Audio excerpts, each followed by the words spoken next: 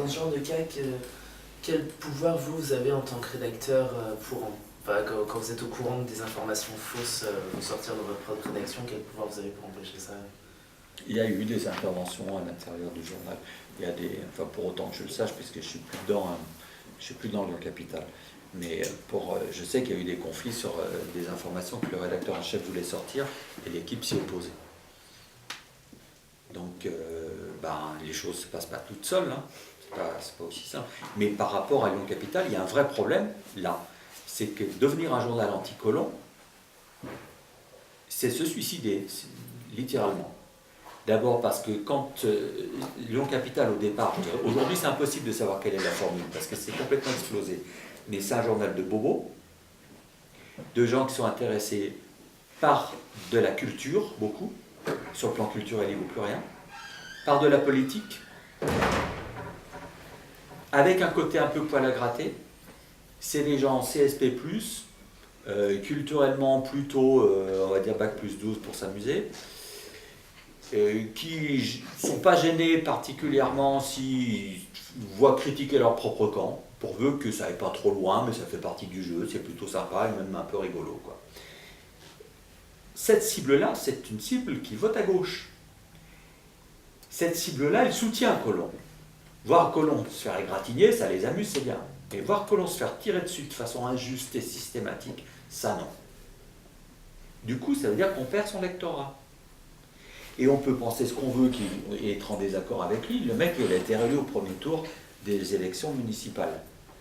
Il a derrière lui tous les milieux économiques. Pas parce qu'ils sont de gauche, mais parce qu'ils sont aperçus que c'était drôlement facile de bosser avec lui.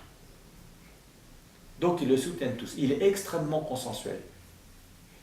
Même au conseil municipal, l'opposition a du mal à trouver des coins enfoncés, vraiment, des vraies polémiques et des vrais trucs à soulever. Elle en trouve de temps en temps, mais extrêmement peu. Et alors, quelle est la matière avec laquelle on va faire un journal? C'est pas le journal qui va faire de l'opposition à la place de l'opposition. Il ne va pas inventer des sujets là où il n'y en a pas. Quel est le créneau? Quel est le public? Et quel est le créneau éditorial? Moi, je ne le vois pas. Mais en même temps, ils disent des choses que personne ne dit. Concrètement, quand par exemple, il y a un dossier sur la friche, RVI par exemple, je sais pas, personnellement, on en parle. C'était quand ça? Là, dans le dernier, par exemple, il y a un gros dossier sur la friche, il y a effectivement les dossiers sur Vinci, il y a des dossiers. Pour moi, il y a quand même des choses qui sont dites, qui ne sont pas dites ailleurs. Alors après, moi, ce qui me dérange, c'est ça, c'est que concrètement, je suis d'accord sur le côté, effectivement, finalement, on rentre dedans à l'inverse, les journaux qui sont bien consensuels et on fait du poil à gratter et on fait que du anticolon. Après, le problème, c'est que ces informations-là, elles ne sont pas traitées par les autres médias. Et peut-être c'est là aussi le problème, c'est-à-dire que... Je suis en train de parler uniquement de cet aspect politique-là, pas des autres dossiers. Heureusement qu'évidemment, il y a des dossiers de fond. Heureusement. Mais parce que ce qui est gênant, justement, c'est qu'il y a...